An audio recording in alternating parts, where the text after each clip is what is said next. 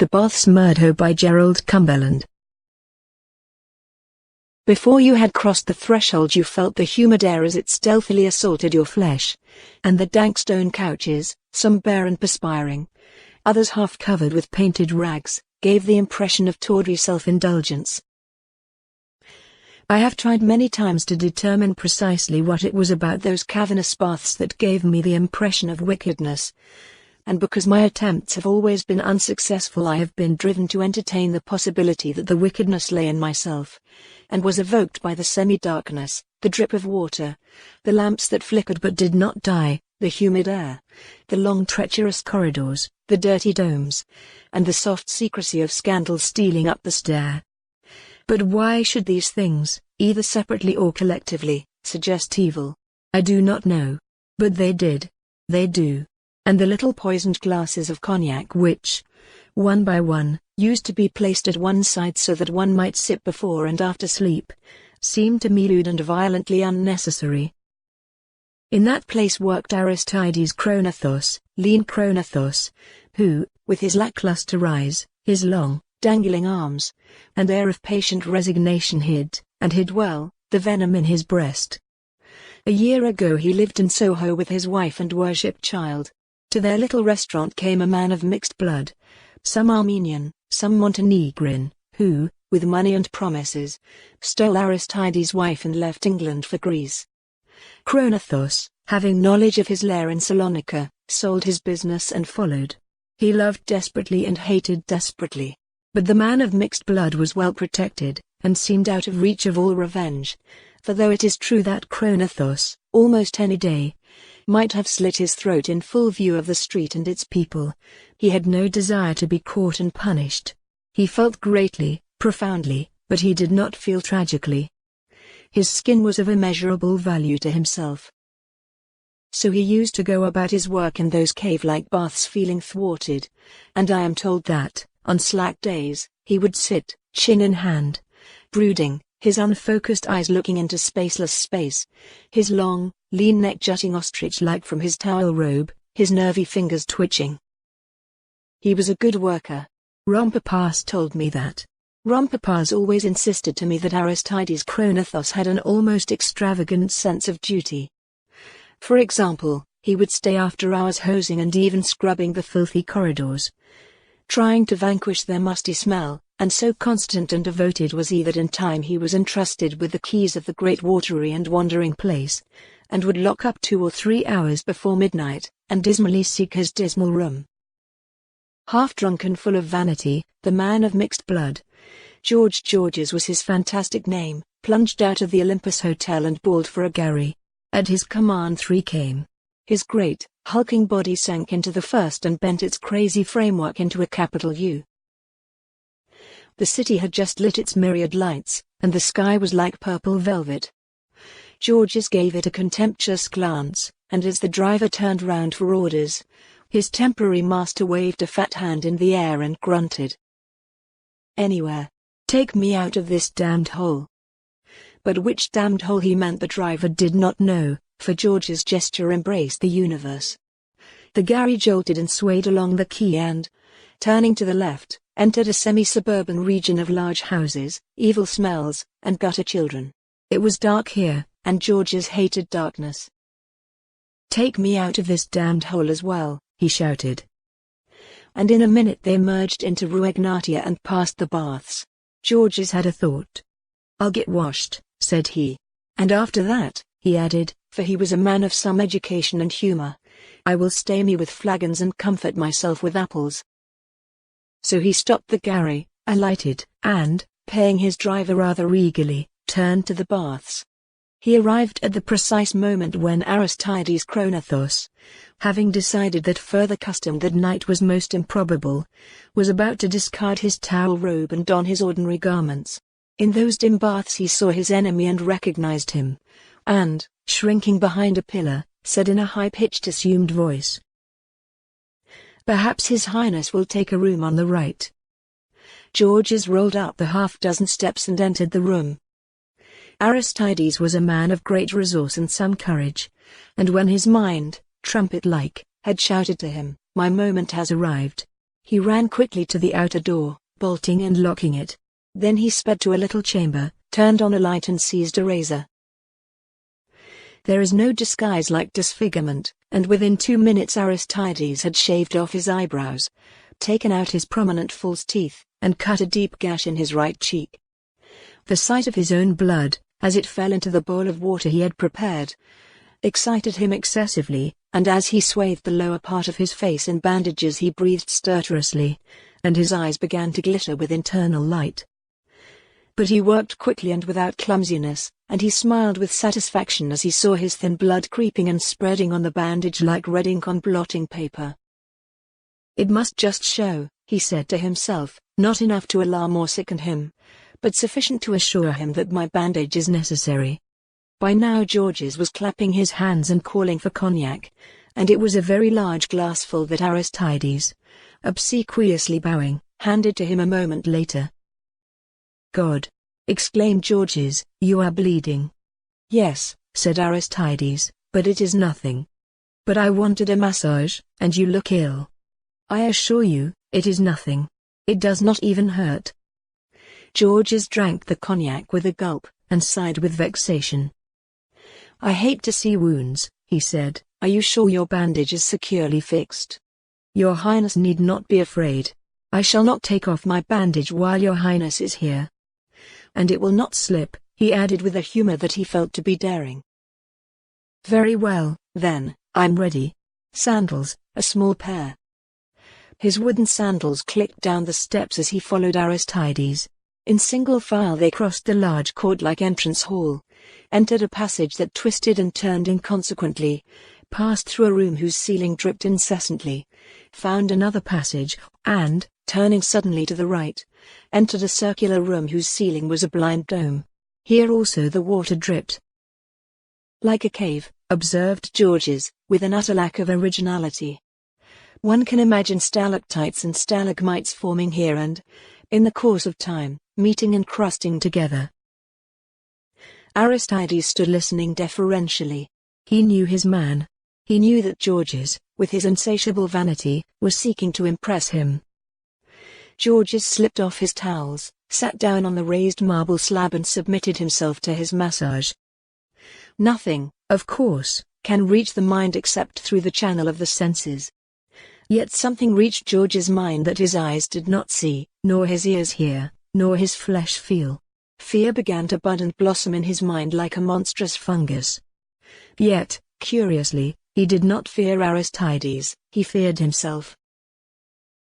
"You are a clever masseur," he observed, thinking banal conversation might rid him of his terror. "I am glad your Highness thinks so." Aristides stopped in his work.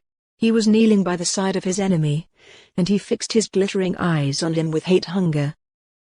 "I think I've been massaged enough," said Georges, feeling suddenly sick. "I am not very well. Perhaps it was the cognac. How silent this place is. No sound but water dripping." "We are here alone," said Aristides. Though he spoke with no meaning in his tone, Georges started violently and looked at the closed door. "Yes, it is locked," said Aristides. And, without a word, the masseur rose languidly to his feet, crossed the little chamber, and sat on the only chair it contained. Georges raised himself to a sitting posture. His flabby face was pale, and involuntarily he looked up at the windowless domes. "There is no way out here," said Aristides, smiling grimly. "No. Why should there be? Will you fetch me some water? I feel faint and damnably sick." "Certainly." Aristides brought a glass from a cupboard, filled it with water, and handed it to his enemy. Georges, having drained its last drop, rose, swayed for a moment, and sat down, wiping his perspiring forehead with the back of his hand. "You look ill," said Aristides. "I have drunk too much, I think. I drank on an empty stomach. Help me out into the cooler air. All the air here has been used up, it has been through 100 lungs." But Aristides did not move to help him. For a full minute there was silence, a great silence emphasized by the drip-drip-drip of water within the circular room. Georges was dimly aware of the water vaporizing from the wet marble floor, and some strange inquiring part of his brain wondered why the vapor made no noise as it floated upwards through the dome. At length his wandering eyes were caught and held by the eyes of Aristides, whose glance was sharp and poisoned. Georges recoiled a little. "Surely I have seen you before?" he asked. "It is possible. It is likely. But I do not remember our meeting. Does your Highness feel better now?" "A little. But I want air." And then Georges suddenly began to tremble, for as he stopped speaking he became blindingly aware of the identity of his masseur. His physical cowardice was astonishing, but he had a bold, sinewy mind, and he summoned all its subtlety to his aid. "Good God!" he exclaimed, with a welcoming smile, "You're Pronothos. How extraordinary! But I thought all along, somehow, that I knew you." He held out his hand with a great gesture of pleasure. Aristides took it, and with his own communicated to Georges an indefinable feeling of impending woe. He did not speak. "But you must have recognized me," urged Georges. "Why did you not say so? We were friends once, you know." Aristides saw his fear and loved it. "Once it did certainly seem as though we were friends," he admitted, "but now, you see, I am the husband of the woman you live with." Terror shook Georges in his very vitals, and he leaned over as though to vomit. "Ah, yes, yes," he muttered, and his consciousness seemed to dart about in his brain like a ferret in its cage. Aristides stood savoring the quaking fear of his victim, but it was with difficulty he prevented himself from rushing upon his enemy and crushing out his life. "Your Highness will wait here a little time whilst I tidy up," he said. And he began folding the towels and swabbing the floor. Georges, sitting with his elbow on his knee and his chin in his hand, watched him with apprehensive eyes. Finding this period of waiting no longer bearable, he said, humbly, "Will you let me go? I am too ill to. You know, I am not entirely to blame. She was tired of you. Living with you made her." He stopped, fearing to speak more. Then, "Please let me go," he added. With a bound Aristides was upon him, his wiry hands about George's fat throat, his fingertips disappearing as far as the first joint into the flesh of his wife's seducer. He held on viciously, his fingers as firm and frenzied as a bulldog's teeth. Georges rolled over on his back, his muscleless arms waving in the air like branches swayed by a breeze. And a sound, half groan, half hiss, came from him as Aristides pressed his right knee on his enemy's chest. It lasted little more than a minute, and at length the fat man of mixed blood lay soft and limp upon the couch of marble whilst Aristides, exhausted, sat examining him eagerly. "If you wish, you can be with him for a moment. In those spacious, thick-walled baths there is always deep silence save when customers and workers are there. But the silence is constantly broken by big drops of water that fall from roof and walls to the paved floor. As you listen, there appears to be some purpose in this sound. Some elaborate scheming, maybe, some nefarious business afoot. It is the persistence of it that counts, and it is the deliberateness of it that makes you suspect conspiracies. After violence there is always reaction, and a reaction came to Aristides very quickly as he sat dumbly looking on the dead body of his victim. He had a feeling of approaching catastrophe, a feeling that implied that what had happened was as nothing compared with what was about to happen. Disaster had been released, like a lion, from its den, and ravage must necessarily follow. He, so careful of his own life, felt himself drawn, dragged, into disaster. And the agent of disaster was himself. He rose, gave a final frightened glance at the body, unlocked the door, and stumbled his way to the entrance of the building. He wanted to run quickly and unthwarted to his doom. So he cast off his towel robe and began to don his outdoor clothing. And as he dressed he kept repeating to himself, "Calamaria. Calamaria. I will go to Calamaria to die." For beyond Calamaria, where the little cliffs are, the sea is deep, and the water would take his body and smother it. He did not want to die, and a deep fear shook his heart as he thought of death. But he could not help himself. Something within him, the lion he had let loose, was driving and goading him on towards death. His terror of death was as nothing compared with his terror of discovery, for discovery would mean prolonged torture as well as death, and he had already been tortured to his soul's full capacity. What could bring him solace? Drink. Of course. The very word already soothed him, as the promise to lend money immediately soothes the eager borrower. He took a bottle of cognac from the shelf and drank deeply and agitatedly. The liquid burned his throat and stoutened his heart. He stopped and gasped for breath, and then drank again, and again gasped. Yes, yes, the stuff was already averting disaster. The lion would, in the latter end, pass him by. For, after all, what had he done? Simply an act of justice. Nothing more. An act of bare justice, for was it not right that a seducer of women should die? He had, it is true, taken the law into his own hands. But what man wouldn't? What man doesn't? Oh, yes, he felt much happier, much stronger, now. Nearly, very nearly, he was content. The cognac fumes dizzied his brain, and as he rose to leave the baths, he lurched and laughed insanely at himself for doing so. Turning out the lights, he opened the door and looked into Rue Ignatia 20 yards or so away. The shops were lit, there was plenty of traffic, an electric tram clattered by. The entire city, except these loathsome baths, seemed very friendly. And he was about to issue forth into the night when the thought of the unconsumed cognac came to him. If the half-bottle he had already drunk had killed his fear, would not the remainder remove the very cause of that fear?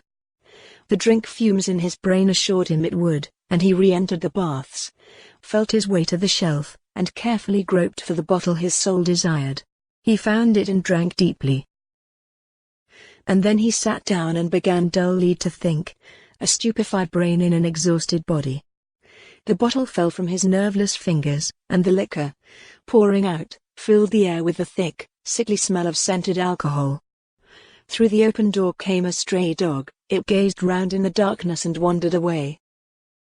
Throughout that night Aristides Chronothos slept heavily and dreamlessly, slept for an hour or two in a sitting posture until, swaying a little, he overbalanced himself and fell stupidly and without protest to the floor. It was there, Rompapas told me, that he was found next morning, still crazy with liquor, still confident that he had averted disaster. When last I heard of him he was in the citadel, a mild, gentle figure, pathetically happy, and with a keen and soul-comforting remembrance of his last encounter with Georges.